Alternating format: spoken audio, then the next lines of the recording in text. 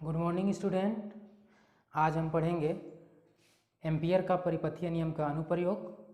Topic रहेगा लंबी धारावाही परिनालिका के कारण उत्पन्न चुंबकीय क्षेत्र की तीव्रता।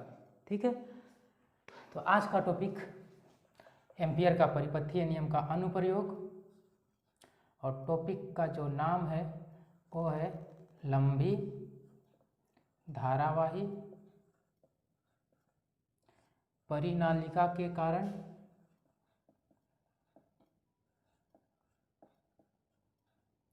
उत्पन्न चुंबकीय क्षेत्र की तीव्रता।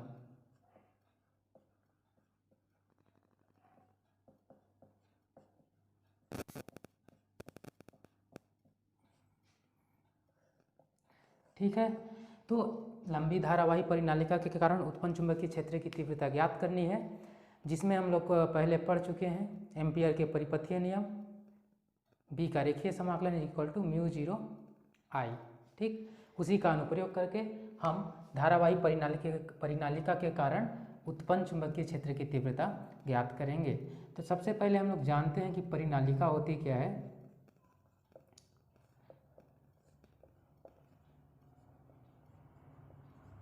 परिनालिका एक लंबी बेलनाकार कुंडलिनी होती है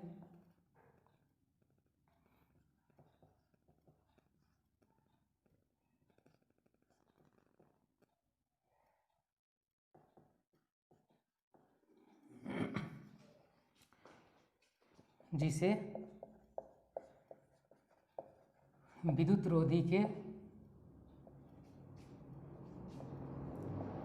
रोधी पदार्थ के ऊपर तांबे के तार को लपेटकर बनाई जाती है।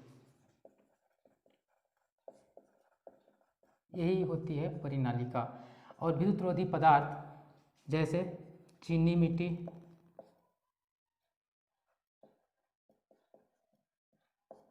एस्बेस्टॉस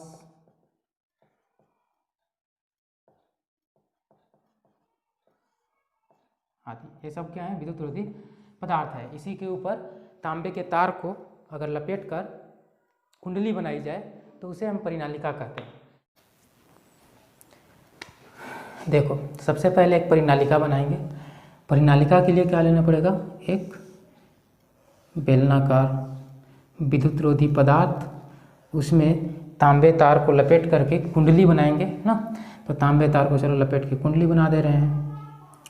इधर से आया, ठीक, इधर से मान लो दक्षिणावर्त हम लोग को करवाना है तार का ना, तो उधर से अंदर से निकालेंगे और बाहर से ऐसे आते जाएगा। ये हम लोग क्या लपेट रहे हैं? बाएं तरफ से देखेंगे तो तार जो है दक्षिणावर्त लपेटा गया है ऐसे, ठीक। और ये अब इसमें जब धारा बहवाएंगे आई, तो ये जो परिनालिका है एक चुंबक की भांति कार्य करने लगती है और चुंबक का ए वाला सिरा हो जाता है एस बन जाता है और ए वाला सिरा क्या बन जाता है? एन बन जाता है। इसका एक तरीका होता है बताऊंगा पहचानने का, कि जब किसी भी परिनालिका में या कुंडली में जब विद्युत धारा प्रवाहित की जाती है तो कौन सिरा एन बनेगा और कौन सिरा एस बनेगा। यहीं पर देखो समझ लेते हैं, थोड़ा सा 1 मिनट लगेगा। देखो, जब धारा परिनालिका के चारों ओर दक्षिणावर्त गति करते हुए आगे जाए, ठीक है, तो वह सिरा उस सिरा से देखने पर, जिस सिरा से देखने से धारा दक्षिणावर्त गति करते हुए आगे बढ़े या दक्षिणावर्त गति करे तो उधर एस बन जाता है और दूसरी ओर क्या बन जाता है? एन। इधर से देखेंगे तो लगेगा कि धारा क्या कर रहा है? वामवर्त दिशा में गति करते हुए ऐसे आ रहा है। भाई तार ऐसे लपेटा गया है, एक कुंडली था, यहाँ से ऐसे फिर ऐसे निकाले थे, तो ऐसे ऐसे गति करते हुए धारा आगे आएगा ना। तो यहाँ पर देखेंगे तो ऐसे गति करते हुए आएगा, तो इधर एन। और उधर से देखेंगे तो क्या हो रहा है? अंदर से ऐसे तार लपेटा हुआ है, मतलब इधर से अंदर से घुस के ना, फिर ऊपर से ऐसे निकल के ऐसे किया है, मतलब इधर से दक्षिणावर्त। तो जिधर दक्षिणावर्त होती है, जिधर से देखने पर लगे कि धारा दक्षिणावर्त गति करते हुए आगे बढ़ रही है, तो उधर एस बन जाता है। देखो एस लिखोगे ना ऐसे, तो देखो एरो एरो लगा देना, ये एन, यहीं से पता चल जाता है। एस में देखोगे दक्षिणावर्त, तो एन में देखोगे तो वामवर्त। क्यों? एन का ये वाला सिरा नीचे आएगा, ये वाला ऊपर, फिर इन लोग घूमने लगेंगे तो वामवर्त घूमेंगे, इन लोग दक्षिणावर्त। एक जानने का, याद करने का तरीका है कि कौन सा सिरा S बनता है और कौन सा सिरा N बनता है। देख लेना, धारा की दिशा अगर दक्षिणावर्त है जिधर से देखने पर तो वो S बन जाता है, ठीक। तो यहाँ पर जो चुंबकीय बल रेखा होगा कुंडली के अंदर वो किधर होगा, S से N की ओर होगा, ठीक। और बाहर कहाँ से होगा, तो N से स्टार्ट होगा और S की ओर जाएगा अंदर N से S की ओर। तो देखो कुंडली में क्या होती है, चुंबकीय बल रेखा B कुंडली के अंदर तो होती है, लेकिन कुंडली के बाहर चुंबकीय क्षेत्र की तीव्रता लगभग 0 के बराबर हो जाती है, इधर ना जो बाहर है। तो ये कुंडली के अंदर बहुत सारे लाइन हम लोग बना सकते हैं वैसे ना, अंदर तो है चुंबकीय क्षेत्र, अंदर तो है लेकिन बाहर कितनी होती है, 0 के बराबर होती है, ठीक। अब हमें इसी परिनालिका के अंदर चुंबकीय क्षेत्र की तीव्रता ज्ञात करनी है। तो देखो कैसे ज्ञात करेंगे, सबसे पहले इस डायग्राम के बारे में थोड़ा बहुत जान लेते हैं।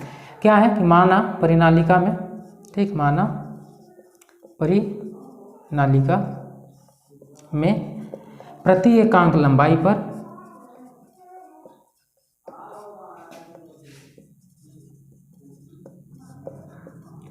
फेरों की संख्या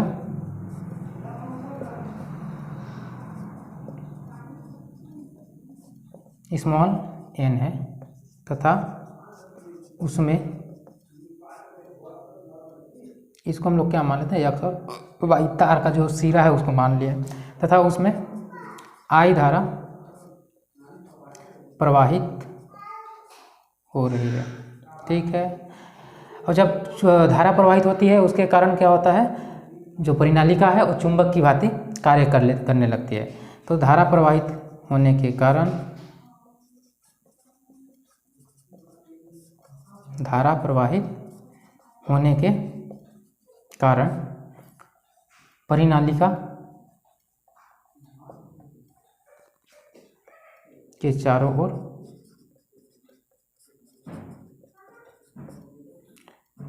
चुंबकीय, या बोल सकते हैं परिनालिका एक चुंबक की भांति काम करने लगता है। परिनालिका एक चुंबक की भांति कार्य करने लगता है, ठीक। और जब चुंबक की भांति काम करेगा तो चारों ओर चुंबकीय क्षेत्र उत्पन्न हो जाएगा, ठीक। लेकिन अब यहाँ पर नोट करने वाली बात है कि जो चुंबकीय क्षेत्र होती है परिनालिका के अंदर एक समान होती है। चुंबकीय क्षेत्र परिनालिका के अंदर एक समान होती है,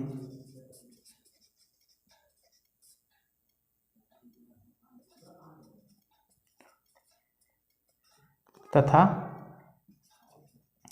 बाहर लगभग 0 के बराबर होती है।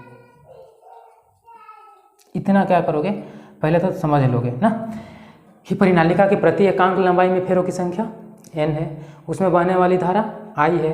धारा प्रवाहित होने के कारण परिनालिका एक चुंबक की भांति कार्य करने लगता है, क्योंकि हम लोग पढ़ चुके हैं जब किसी भी वायर में या किसी भी चालक में जब धारा प्रवाहित होती है तो उसके चारों ओर चुंबकीय क्षेत्र उत्पन्न हो जाती है। नोट करने वाली बात है कि जो परिनालिका होती है उसके अंदर चुंबकीय क्षेत्र एक समान और बहुत तीव्र चुंबकीय क्षेत्र होती है, लेकिन जो बाहर होती है परिनालिका के बाहर उधर चुंबकीय क्षेत्र लगभग B का मान 0 होता है, ठीक। अब हम परिनालिका के अंदर एम्पियर के परिपथीय नियम का अनुप्रयोग करके निकालेंगे चुंबकीय क्षेत्र की तीव्रता। तो उसके लिए देखो एम्पियर का परिपथीय नियम जब हम लोग पढ़े थे तो जो चुंबकीय क्षेत्र होना चाहिए वहाँ पर क्या होगा, एक वक्र बनाएंगे ना, जो B होगा वो वक्र में होगा जब एम्पियर का परिपथीय नियम पढ़े हैं तो, और उसका रेखीय समाकलन करेंगे तो वो कितना होगा μ0 × I, और जहाँ I क्या होती है तो उस वक्र के द्वारा घेरी गई कुल धारा होती है, ठीक। तो वहाँ जब एम्पियर का परिपथीय नियम का अनुप्रयोग करेंगे तो यहाँ पर हमें एक ऐसा वक्र मानना पड़ेगा जो कुछ धारा को घेर रहा हो ना। तो चलो हम लोग यहाँ पर क्या मान लेते हैं, एक वक्र मान लेते हैं, ठीक। इस वक्र का नाम दे देते हैं A B C and D ना। अब इसमें जो इसका डायरेक्शन है A से B, B से C, C से D और D से A, ऐसे हम लोग एक वक्राकार है और चुंबकीय क्षेत्र का मान लेते हैं डायरेक्शन, ठीक। अब क्या करेंगे कि अब इसको मिटा देता हूँ ना, इसको तो समझ गए होगे क्या क्या लिखना है, इतना चीज़ लिखना है। और नोट कर लेना कि चुंबकीय क्षेत्र जो होता है परिनालिका के अंदर एक समान होती है तथा बाहर कितना होता है, लगभग 0 के बराबर होती है। तो जो भी अब चुंबकीय क्षेत्र निकालेंगे हम, अब परिनालिका के अंदर निकालेंगे। तो अब देखते हैं, तो सबसे पहले हम लोग क्या करेंगे, एक आयताकार ABCD या आयताकार भाग की कल्पना करेंगे छोटा सा, ठीक। तो परिनालिका में ABCD आयताकार एक अल्पांश मान लेते हैं उसको, आयताकार अल्पांश की कल्पना करते हैं, ठीक है, कल्पना कर लिए हैं। अब क्या करेंगे कि इसी जो ABCD है वक्राकार, उसी का जो हम करेंगे रेखीय सम, इसमें जो B रहेंगे छोटा छोटा भाग ना, उसका क्या करेंगे, रेखीय समाकलन करेंगे। क्योंकि देखो AB किसके डायरेक्शन में है, B के डायरेक्शन में, और BC क्या है, B के लंबवत है। CD तो बाहर चला गया, उसके कारण चुंबकीय क्षेत्र की तीव्रता 0 हो जाएगी, और DA क्या है, लंबवत है। तो इसका अब हम लोग क्या करते हैं, देखो अब डायग्राम से चित्रानुसार हम लोग निकालेंगे, चित्रानुसार, ठीक। ABCD के कारण, किसके कारण, जो वक्र ABCD लिए है ना आयताकार, तो आयताकार भाग ABCD के कारण, ठीक, चुंबकीय क्षेत्र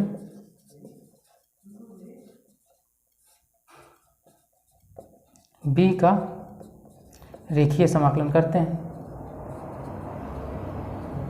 तो देखो करो भाई रेखीय समाकलन। तो देखो A हो गया B, और वो बंद वक्र है कि नहीं, ABCD और D से लेकर A तक। तो हम लोग क्या करेंगे, इसको हम लोग यहाँ पर नीचे लिख सकते हैं ABCD, ये बंद वक्र है ना। अब कहाँ से कहाँ तक, तो B का रेखीय समाकलन करेंगे, तो B.dl। ओके, किसी को डाउट नहीं होना चाहिए। लेकिन अब कितना आएगा, देखो ABCD तो एक वक्र है, तो अगर पूरा का हम लोग करेंगे, खंड खंड करके करेंगे, A से लेकर B तक, B से C से D और D से A। तो पहला क्या होगा, A से B तक का, अब किसका, तो B.dl का। अब एक बात ध्यान रखना, यहाँ से यहाँ तक की दूरी जो मानेंगे ना हम लोग, लगभग x के बराबर मान लेंगे। तो आगे चलते हैं, प्लस जुड़ते जाएंगे। दूसरा क्या होगा, A से B तक, पहला B से C तक, तो B से C तक, और B.dl, फिर प्लस होगा कहाँ से कहाँ तक, आप C से D तक, तो C से D तक B का रेखीय समाकलन करेंगे, प्लस फिर क्या होगा D से A तक, फाइनली D से A तक B.dl, ठीक। इसके बाद अब आते हैं हम लोग इधर ना। अब देखो, अब यहाँ पर देखेंगे कि इसको फार्मूला में चेंज करेंगे, तो क्या होता है, लेफ्ट साइड में हमारा है B.dl, और किसका, तो ABCD वक्र का। इधर क्या आ रहा है, तो B.dl, इसको हम लोग परिमाण के रूप में चेंज करेंगे, A से B तक, और B.dl होता है, दोनों सदिशों का अदिश गुणा है। तो इसको जब तोड़ेंगे तो B.dl और कोस थीटा आता है ना। उसके बाद फिर प्लस आएगा B से C तक, इसको भी जब तोड़ेंगे तो B.dl और कोस थीटा आएगा। तो तीसरा आएगा वो C से D तक आएगा, और इसको भी तोड़ेंगे तो क्या आ जाएगा, B.dl कोस थीटा आएगा। और जो चौथा आएगा,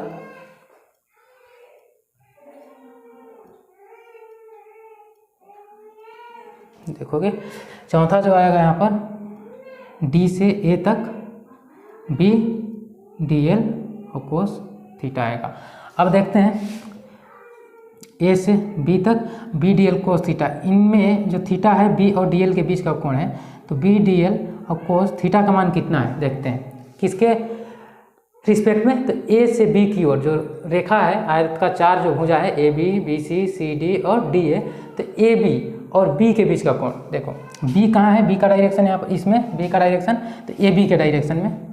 और जो DL है अल्पांश, यही तो अल्पांश माने हम लोग AB ना, तो DL और B दोनों एक ही दिशा में, यानी एंगल 0 अंश, तो 0 अंश प्लस यहाँ पर क्या होगा B से C तक, और B.dl कोस, यहाँ का देखते हैं एंगल, तो B और C कहाँ है, देखो B यहाँ नीचे C ऊपर, और जो चुंबकीय क्षेत्र B इधर है, इन दोनों के बीच 90 अंश का कोण है, और जो थीटा होती है वो B और dl के बीच का कोण बताती है। तो यहाँ पर कितना हो जाएगा 90 अंश प्लस, तीसरा क्या होगा C से D तक, तो यहाँ पर भी B.dl और कोस, ए भी देखो ऊपर है तो वो तो ऐसे ही जनरली जीरो हो जाएगा बाहर है तो, लेकिन चलो अभी जीरो मान लेते हैं, एंगल समांतर है तो जीरो मान लेते हैं। अब ये जो लास्ट बचा डी से ए तक, यहाँ हो जाएगा बी डी एल कोस, और ये कितना आएगा 90 अंश आएगा। क्यों आएगा, देखो बी हमारा इधर है और डी ए ऐसे है लंबवत है, यानी 90 अंश। और कोस जीरो का मान कितना होता है, कोस जीरो का मान होता है 1, तो कोस जीरो का मान 1 हो गया, प्लस 90 का मान कितना होता है 0, प्लस यहाँ पर जीरो का मान 1 होता है, लेकिन यहाँ पर b इक्वल टू कितना होता है 0। क्यों 0, ध्यान से सुनोगे, सी डी बाहर है और यहाँ पर हम लोग लिखे थे सबसे पहले कि जो चुंबकीय क्षेत्र होती है परिनालिका के अंदर होती है, बाहर लगभग 0 होती है, तो उसको 0 करेंगे, प्लस यहाँ 90 अंश है तो कोस 90 का मान कितना होता है 0। यहाँ पर लिख लेते हैं, चूँकि cos 90 equal to 0, cos 0 equal to 1, और जो एक आ रहा है सी डी के लिए ना, इसको भी यहाँ पर लिख लेते हैं, जो सी डी के लिए है सी से लेकर डी तक, और बी डी एल कोस 0, तो कोस 0 का मान तो 1 होता था, लेकिन इसके लिए पूरा होगा 0। क्यों, क्योंकि इसमें b इक्वल टू कितना होता है 0। क्यों, तो बाहर है। ठीक, इतना चीज़ ध्यान रखोगे, किसी को दिक्कत नहीं। अब क्या होगा, तो जो हमारा फाइनल आया, अब इसको क्या करता हूँ मैं, मिटा देता हूँ ना, इतना तो समझ गए होगे, और नोट बनाओगे तो ध्यान में रखना ना। ठीक, इसको मिटाते हैं। अब आगे आते हैं, फिर देखो कहाँ तक आए हम लोग ए, तो यहाँ जो फाइनल आया हमारा डायग्राम के अनुसार, तो B dot D L equal to, और एक इसका तो ए बी सी डी, पूरे एक वक्र का, तो आया हमारा यहाँ पर देखो केवल बचा ये ए से लेकर बी तक और बी डी एल। अब क्या करते हैं कि बी को बाहर निकाल देते हैं और अंदर क्या बचा, डी एल बचा ए से लेकर बी तक।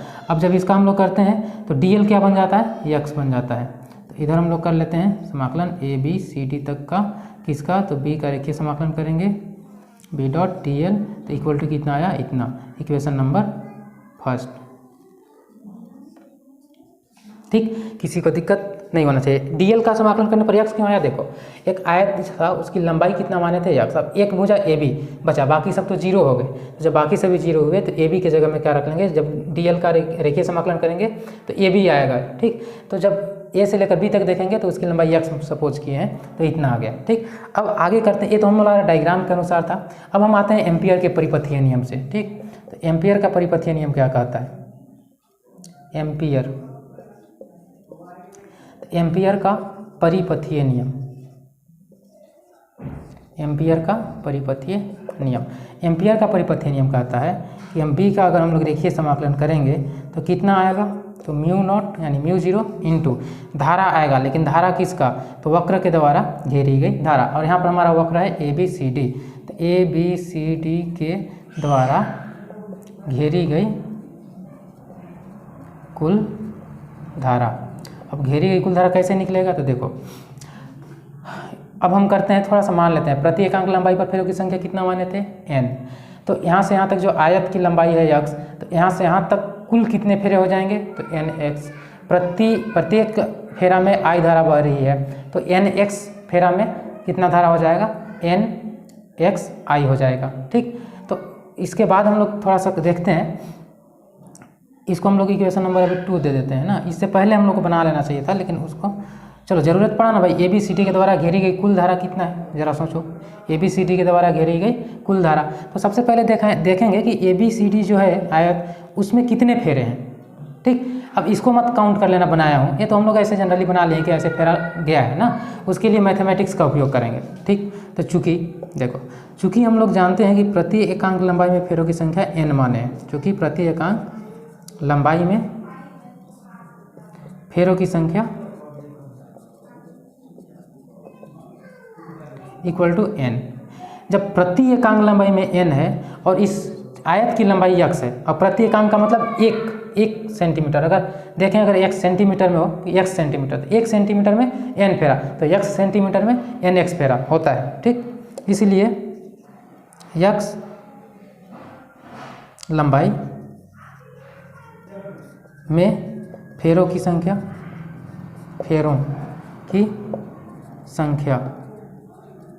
Equal to nx।